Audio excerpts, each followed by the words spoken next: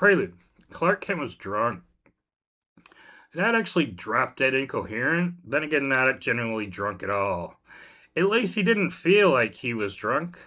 Nothing would prevent him from driving flawlessly or perhaps incite him to riot.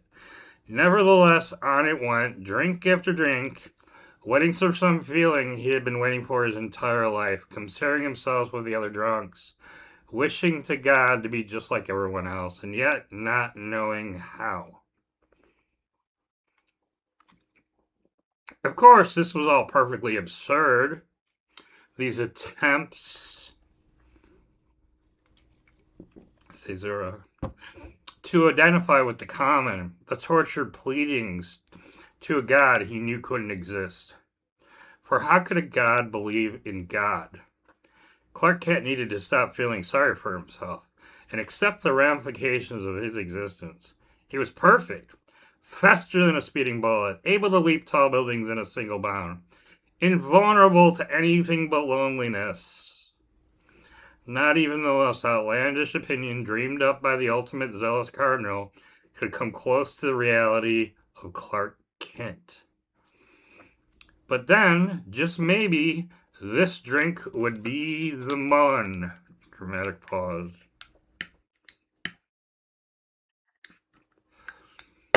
The one that would slow the man's racing mind, or at least speed up the infernally slow world around him. God, please. Every man has his thresholds, his limits, his inalienable human rights. At least he was alive, although Kent would dispute the point. He could breathe in the air around him and appreciate the handiwork of the Almighty he didn't believe in. The birds, the trees, the longing faces all around him, searching for what Kent alone knew they really didn't want, which was more than Lois Lane could say for herself. Silly reporters shouldn't get themselves into messes they can't get out of. Why should he care? She was merely another face in the crowd, another cog in the mass of humanity to whom he could never hope to relate. Why should he feel sad for someone he had never met? What if he had known her? Was he here to save the world? He couldn't even save himself. She was lucky. He'd give everything he had for such an opportunity. Why should he be sad when maybe one more drink might do the trick? Part 1. The Birth and Death of the Small Town Savior. Chapter 1. The Blazing Two-Rocket Smallville Miracle. Jonathan Kent knew a miracle when he saw one. He'd been around long enough to know when one's prayers were answered. Surely God, in all his cruelty, could not deny him a son. If a rocket ship crashed, landing in front of his truck, rectifying the entire situation wasn't a personal apology from God for the inability of his loins, Jonathan Kent was finally a believer. The impossible appeared in a blazing flesh from the sun. Jonathan Kent was a father. Clark was special. He would right all the wrongs. It no longer mattered that the world had left Jonathan a poor Smallville farmer. It no longer mattered that his genetic mind and body could hardly live up to his dreams. Jonathan Kent had his revenge, a personal gift from God. Jonathan Kent had a son. Martha Kent was a saint, or as close to one as Clark would ever know. She was also a born mother, and if circumstances dictated that her only child would also be her husband, it was a burden she selflessly carried. At 40, Martha had all but given up the hope that Jonathan would agree to the next best alternative of the local orphanage. She longed for someone who raises her own. But the love bursting inside of her was doomed to lay dormant, for if Jonathan were to have a son, it would be just that, his. His flesh, his blood, the rightful inheritor of the Kent name. Clark was different, and if it meant that Martha was at last able to fulfill her birthright, she too believed with all her heart that Clark was indeed God's way of circumventing the defect in Jonathan's makeup. Clark might not have been conceived inside of her, but she would always provide him unconditional love. The child's name was a paramount concern, and this being the Kent household, therefore was left up to Jonathan. Jonathan then considered naming the boy after himself, but he had heard of and encountered enough juniors to realize that they were more often than not an embarrassment to the name, a dwindling of the blood, and Jonathan Kent's boy had to be so much more. It occurred to him that many great men were often named after one of their grandfathers, but it also occurred to him that credit in those instances usually went to the boy's namesake. He couldn't have that. So, as was usually the matter of the Kent household, Martha came upon the name Clark for her favorite, the esteemed Mr. Gable, and its solid American name. Jonathan was proud to have thought of it. Thus, records were filed 1 year late for the son of Jonathan Martha Kent, born July 4th, 1922. The child had actually rocketed into the life of the third, yet, as Jonathan argued quite effectively, why else would God send a child down into the heartland of America so close to the great nation's birthday? God must have meant for him to be a symbol of their freedom. America was now the chosen land. As the lenient and appreciative man, Jonathan was willing to spot the greater being a day in exchange for his son. After all, even a god makes a mistake every once now and then. He was secure in the knowledge that he'd saved God the trouble of a flood or some other dire pestilence in the rectification of such an apparent miscalculation. So Jonathan moved. Clark's arrival beck-a-day. Jonathan's belief in Clark was soon affirmed in kind by the boy's growing skills and coordination. As an American, Jonathan decided that his son would excel in all areas of sport.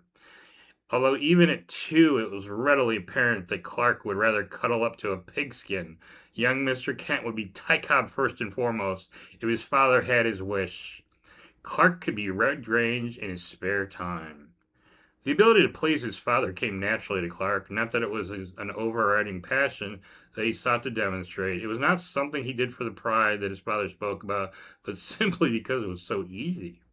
Clark would find that pleasing people usually was. His abilities were near limitless, the expectations of others so dreadfully humble. While other children were cuddling their bats and balls, hopeful gifts from expectant fathers, filled with more vision than they could ever afford themselves, Clark was running around the yard using his. He was 10 times faster, stronger, and more coordinated than the local boys 3 times his age.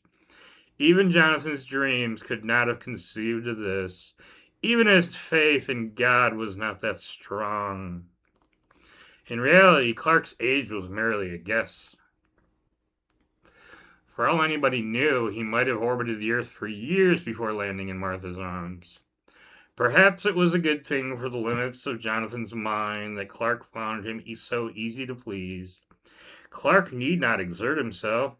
Why hit a baseball 3 or 4 miles when Jonathan was so happy with 300 or 400 feet? Why run an 8-second mile when 8 1 was already so mind-boggling? Somehow Clark instinctively knew that his growing aptitude for flight would most likely be better left a secret. Much to Jonathan's chagrin, the boy had at least 5 or 6 more years before he could compete at any organized level. That the world would have to wait. Martha knew the extent of the challenge in front of her. Clark was Jonathan's overriding passion. If she wanted a balanced and healthy son, she would have to make good use of her time alone with Clark. While Jonathan dreamed in the field, she had secured his promise to let the boy live a normal childhood. The notion was disappointing to the father initially, but he soon became convinced that his son must make his mark as a man. He would not be responsible for a trained monkey. Clark would have to possess the drive to make himself great. Jonathan stood ready to be the one to instill it within his core. In the midst of all this, Martha sought to give Clark love. Nurturing can be more challenging than it seems. Love for others, God, and life are either there or they aren't. It's much easier to hit a baseball than learning how to love. Jonathan's teaching assignment was infinitely more straightforward, but in the end, both taught by example, and Clark was more than happy to hit a baseball for his father and love his mother. Cliched as it may seem, Ma Kent, as she was becoming accustomed to being called, was as big on education as Pa was on sports. As Pa stressed doing your best, Ma added never show off. This boggled the mind and fervently advancing This boggled the young and fervently advancing mind of the young Mr. Kent. At 2.5 years, Clark could already speak better than his adopted parents, most likely outthink them, and certainly beat them in a foot race. It didn't appear all too likely to Clark that he could even figure out exactly what his best was, not to mention doing it without showing off. Clark had seen enough of life, read enough books, and heard enough conversations that conclude with a fair amount of logical acumen that it would be pretty hard for a boy not yet 3 to fly across town doing errands for his mother in a non-showy way. It didn't matter how inconspicuously it was executed. Clark decided do your best was the most likely candidate for extinction. All the evidence pointed to it. Not being showy was clearly the easier option. When faced with the nebulous challenge of doing your best, it would cause much less commotion. All the stories the boy encountered pointed to it. Each day, Ma Kent would read Clark a story meant for children. I'm still sober. Not a particularly challenging activity as to what children's story is to someone sneaking off into the closet to finish off another few pages of Homer in the original Greek. Clark adored being held in her soft, comfortable arms, and his agile mind found valuable lessons to be learned in each of her selection. As you can probably tell, Clark couldn't find much use for the little red engine that could, with all his I think I can, I think I can. If there was anything that Clark Kent did know in this world, and this would last with him for the rest of his life, if it was something as silly as getting up a hill, there was no doubt he could. Doing your best was just a meaningless pursuit without a worthy challenge to necessitate it. Clark found much more value in Curious George. I think I got Curious George back there somewhere. George was a poor little monkey unable to relate to an alien world. Not of his choosing. His only desire seemed to be the pursuit of a good time. If you can walk on a telephone wire, it seemed to be Clark that you should be allowed to do so without a bunch of nutty firemen who can't do it themselves tossing you in a cage just because some silly man in a yellow hat told you not to do it. He was something with which Clark could easily emphasize. He found the same message in them all, simple though they may have been, given his mind and situation. It was all the same. Snow White doesn't get woken up because there's no such thing as those magic apples. She was probably dusted off by arsenic or cyanide, maybe something worse. Cinderella? Clark had been around enough to know there wasn't any such thing as a fairy godmother. I think I'm kind of like a fairy godmother. She probably still dusting for those jealous old hags. He learned early that the world envied beautiful talent and goodness. Nothing but hate and treachery was in store for those who pointed out the inadequacies of others. It was pretty clear to Clark. If you're the loveliest, the strongest, the one with the most beautiful dreams, keep it to yourself. If that means losing the right to ever fulfill your talent, at least you would know the truth and nobody could interfere with the strength of your reality.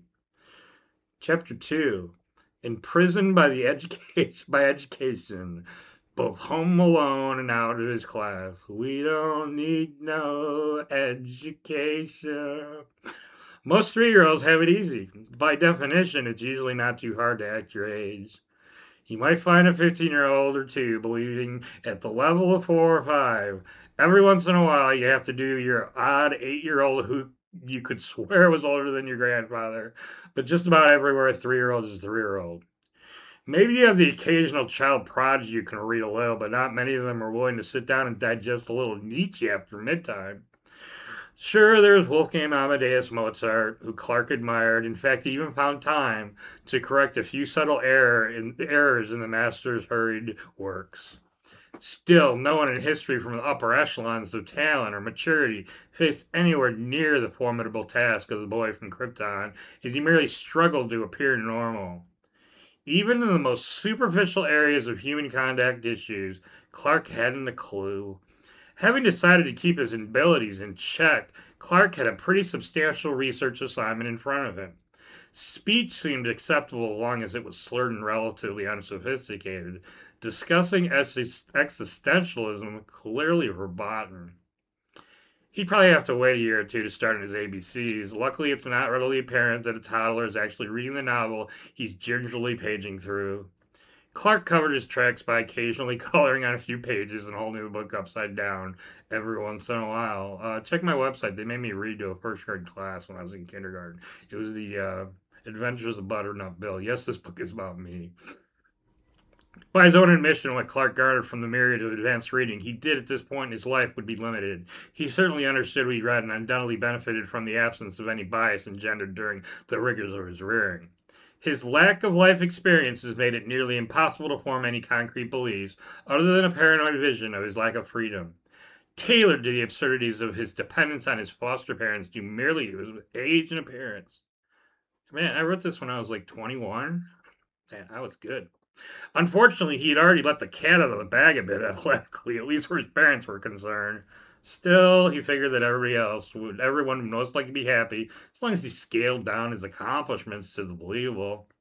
All boys want to please their father, if only to make life easier.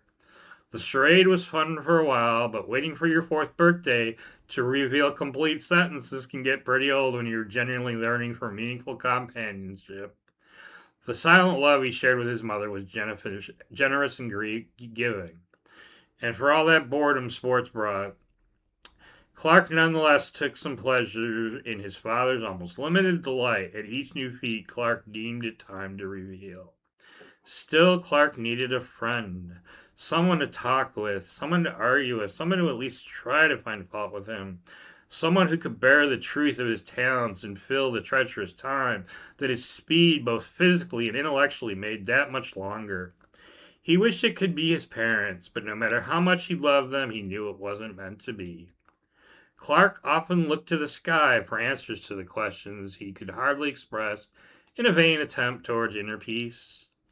The Kents hadn't told him the real story of his fairy birth, and Clark had a pretty good feeling by the way they talked about it that they never would.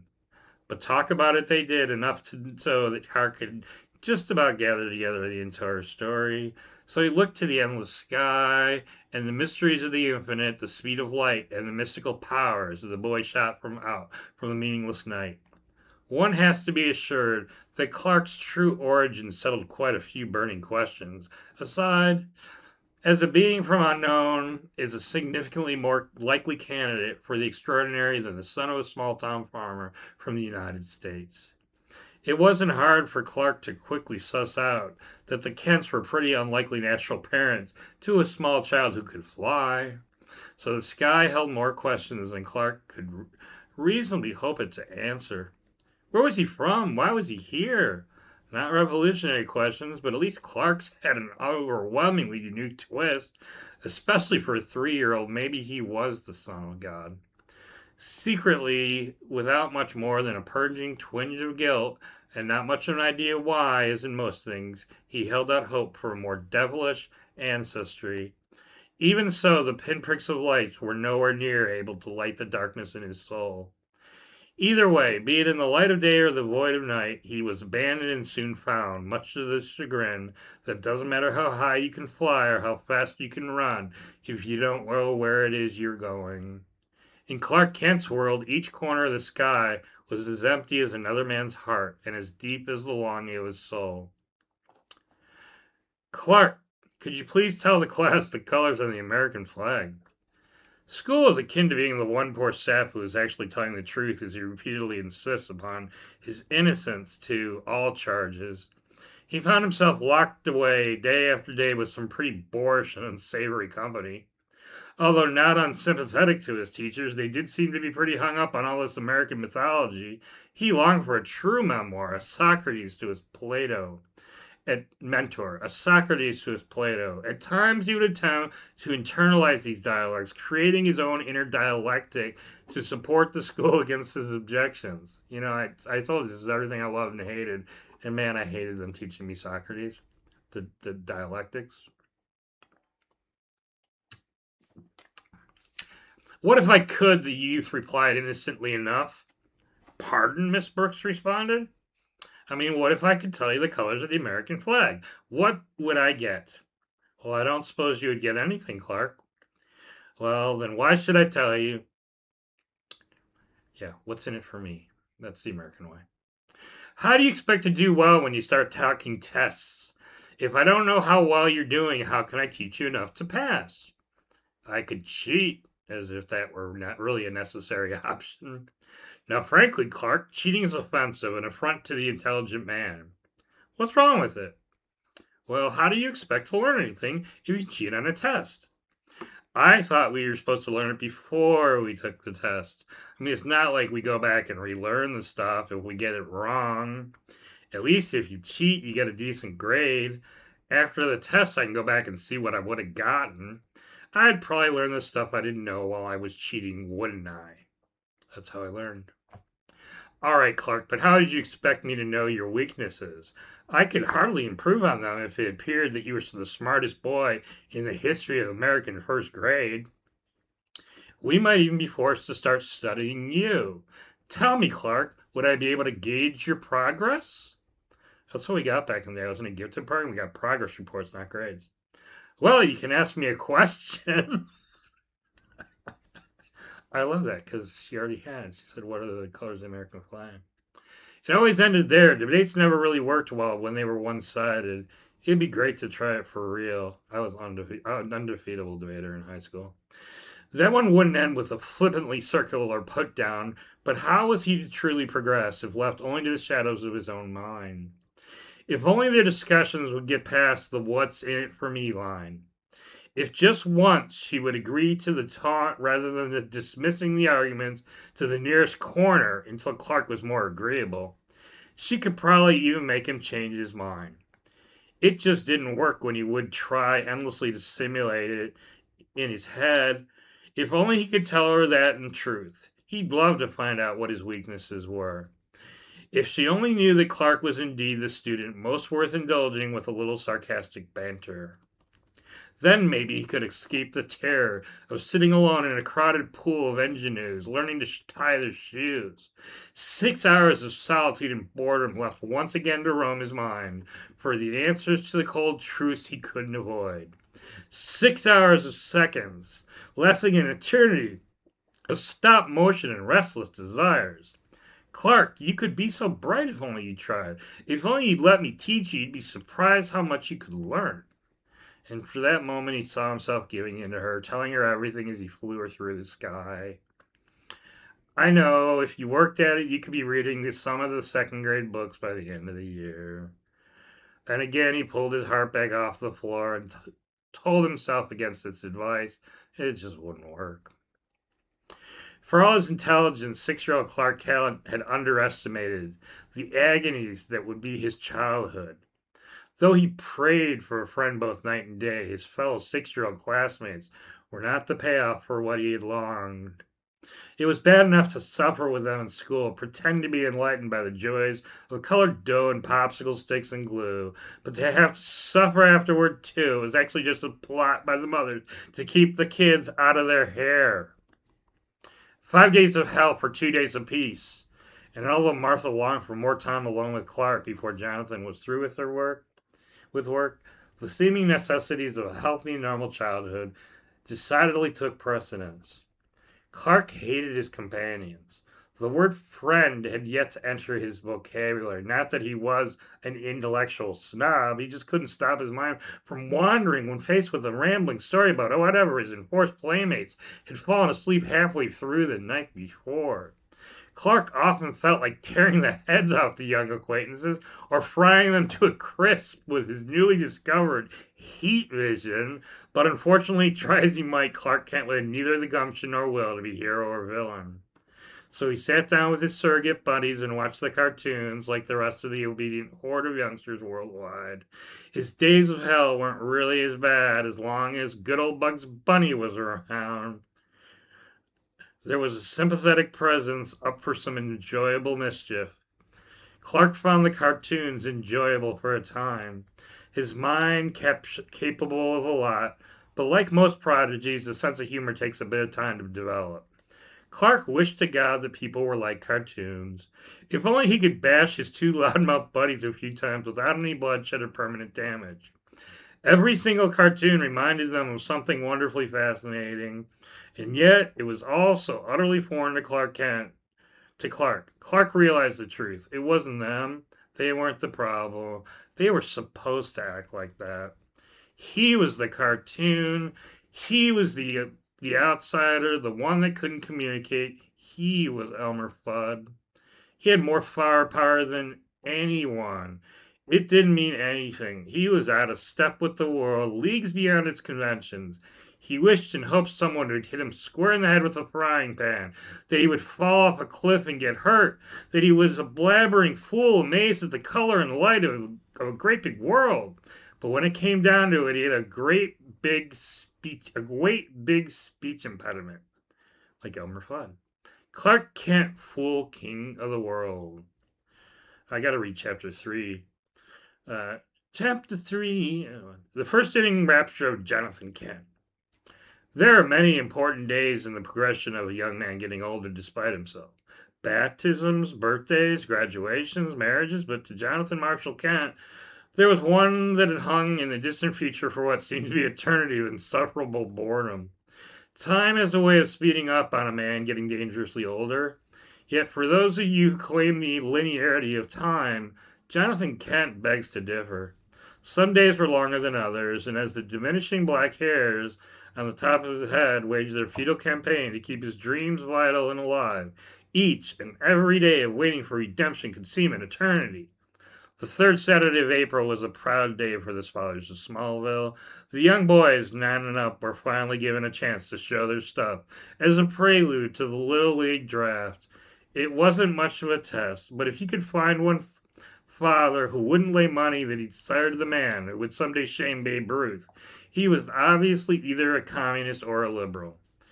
Each third Saturday had been a private hell for one Jonathan Marshall Kent until Clark appeared like a glimmer of hope, and from that moment on, the third Saturday was another birthday for the both of them. 1 year closer to the day, Clark would show them all that. He was the one. Jonathan could finally sit and beam with the young fathers as they jockeyed the talents of the future stars of tomorrow. The only difference was that one could hardly foresee how unimaginative and low even its wildest gloats could be. Despite his father, Clark managed to actually get a kick out of what he could do with baseball. Playing with those his own age forced him to understand the agony of a game of catch that fathers go through for the benefit of the blossoming talents of a young boy. It was time reasonably well spent for Clark, who naturally grew to understand where he should be in the natural progression of other ordinary boys. The games of catch with his playmates were also allowed Clark to experiment in ways he couldn't do with his father, who would have eventually ascertained the truth. That's a sample, man, but I'm not stopping. I got the book.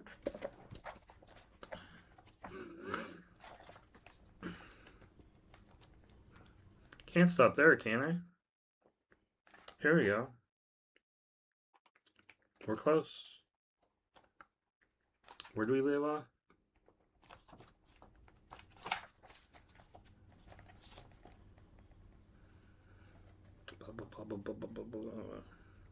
Alright. Nevertheless, it was time reasonably well spent for Clark, who quickly grew to understand where he should be in the natural progression of other normal young boys. The game of catch with his playmates also gave Clark the opportunity to experiment in ways he couldn't do with his father, who would have eventually ascertained the truth.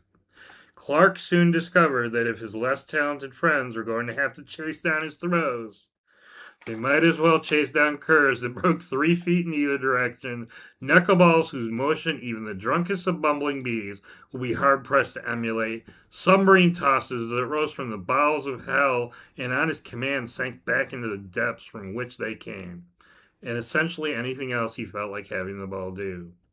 To anyone looking from a distance, to incompetent kids feeling their way through a game of catch.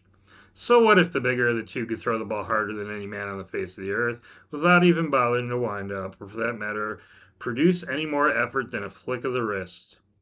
Jonathan had seen enough to know his kid was the best. Clark just hadn't let on about how much. It was the only card he really had in practically endless deck. And so it came. Here was the day that Jonathan Kent would climb back into the pack, and Clark would forever begin to leave it behind. There was actually a warm camaraderie to the whole thing, for the children all itched to play for real, as if their pickup games had been a bastardized version of the truth, and the deluge of equality that surrounds youth would finally be cast aside. This was where their lives would begin to be defined and ranked, and the fathers who he had fought for the lonely battle for so long on their own would finally have a chance to reshuffle the deck and grasp for a higher position. Such was not necessary for Royce Alger, for he had been on top for as long as he had the chance to hold a baseball, catch a football, or just raise athletic havoc in whatever means it was necessary. Royce, king of the mountain, just liked to hang on, and it was every father who longed to sire the mighty steed that would knock him flat on his face. Luckily for the king of the mountain, the ace who played, not in the heart and not with love, but in the genes he passed on without nary an ounce of effort. Rice Jr. was the third and most important card Alger had to play. It had taken him 2 sons and an unwanted daughter to convince his wife that his first name, as well as his own father's last, should be carried on for another generation. He alone would easily beat time as his son matured into power, that the days were painfully tearing away from the heart of the old man. But it was his name and his genes, and this son would have to outdo them all. All the cars were his, and he would live forever. But then Clark Kent had nothing to do with genes. The trot had been a success, as it was each and every spring. His baseball and the children had passed its magic on to, rejuvenated the small heartland town. The big attraction was really the barbecue which followed the draft. And while the coaches took notes on the prospective Babe Ruth and Lou Gehrig's, it really wasn't too difficult to pick the Alger kid first and call up memories of the father as a youth with little margin for error, invoked by the untested spouses for the rest. It wasn't much of a surprise that when Clark took the field with his glove balanced on his head in a way that would probably be described more as bored than loopy, the coaches were thinking more of hot dogs and hamburger than the odds of the aberration standing in front of them. Jonathan was not a good athlete. Jonathan's day was before him, but his son wouldn't be Babe Ruth. He wouldn't have the oafish clown. Clark had been instructed time and again that it would be his way not to do his best, but to be the best. Clark would have to be Ty Cobb, the dirty backroom fighter, eyes glaring, spikes high, sharpened to the point of excellence. Clark would be the best. To Jonathan, it was plain and simply the reason he had been sent from above. Now, had Jonathan had the foresight to tell Clark to do his best and to be the best, who knows what could have happened? For of all his skill, Ty Cobb had to fight for his stature. Clark Kent in all things was another story. He was obviously the best. It was just a matter of how good he really felt being on that particular day. Hey, Kent, how does scrawny little nothing like you get a kid like that? Hello, Royce, from Jonathan, politely waiting for the door to his revenge to finally open. Isn't this gripping? Now, Kent, that boy couldn't possibly be yours. Why, he's twice the size you were at that age. What'd you do, pick him up used somewhere? You know, he does look like an awful lot like the guy that brings my mail around. Um, I'm just kidding you, little Kent. Did you see my boy? He's a beauty, isn't he? Too bad your kid's probably as clumsy as he is tall. Son of a bitch. Why did he, what would he give to haul off and kick him up and down the ball field, never be seen again? But there was only one boy in the whole town man enough to do it, and he was a vicious underachiever. All right, Clark. First, we're gonna hit you a few flies and see how you do. The first ball was popped simply about 10 feet to his right. There was a hush over the entire crowd as every father gazed on in amazed confusion. Clark had no real intention of exerting himself if he really didn't have to. After all, wasn't it obvious that he could have caught that if he really felt like it? It wasn't as if the game was on the line or anything. If there had been, he probably would have gone after it. Not only that, it looked as if he was going to have to fetch the thing anyway. What the hell, Ken? Is the kid autistic, or does he really know he's being picked last? From Royce, much laughter and derision. For the first time, Clark saw his father broken, not just disheartened, but broken. A shrunken corpse searching hopelessly for a private moment to confess his sins and crawl off, never to be seen again. and it scared him. For even though Clark had found himself decidedly too intelligent to live himself anything close to a joyful life, he had taken no small pleasure in watching Jonathan's cheerful self delusion, never down, always waiting for the day he'd be a success as if it had been destined at birth. Clark looked down at the ball, picked it up, waved innocently to his father among the howls of laughter of defeat, looked over at Royce Alger, who at this point was crouched mockingly in a catcher's position, and raising a smile to his father's face, tossed the ball back home, which, though only at a fraction of Clark's natural speed, knocked the big oaf over, out, and happened to break his hand in 5 places, and Clark was still picked last.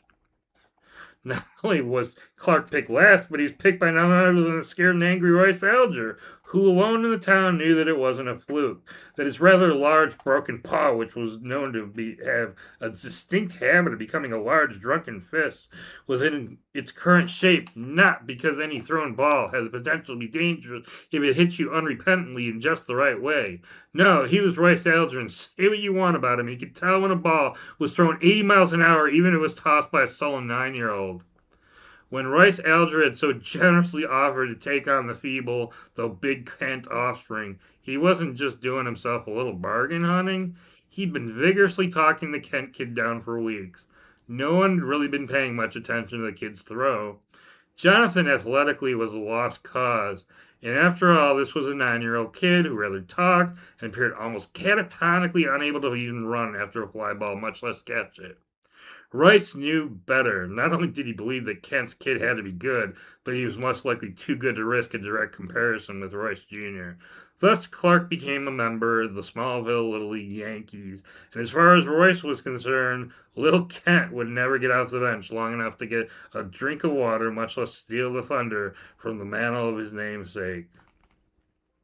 All right, I'm going to stop there. He's going to make his father proud at some point. Man, that's better than I thought it was. That's how long it's been since I even looked at it. And I started that when I was 21.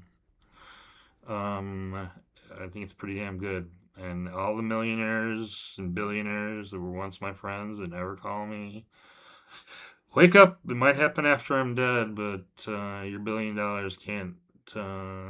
It can't be genius like that. And I was a better trader than all you guys the whole time. I was just bored out of my mind. Bored out of my mind. Bored out of my mind. I think I'm a talent. If you don't think I'm a talent, go on Amazon and say this guy sucks. He's got a big ego. But Sue Galata Marin, that was for you. Ain't that sound like a good book? Like somebody who knows his vocabulary. Thanks for Sue, who I like Audible too. My eyes are bad. But that's my book, and it was written, and I like books. So, good night and good luck, America. It's falling down, it's falling down. But I'm still standing, and that's my heart. This is my heart and soul. I worked for hours, I poured over this over and over again to make it perfect. And its theme is that chasing perfection leads to insanity. It's pretty good observation from a 21-year-old kid, and then he finished it when he's like 29. And then mashups happen. I should have been huge. I should have been huge, but a little bit too lazy. Didn't do the work to actually get it out and show it to anybody until now. Oh, what could have been. Thank you, Sigurlata. Good night and good luck.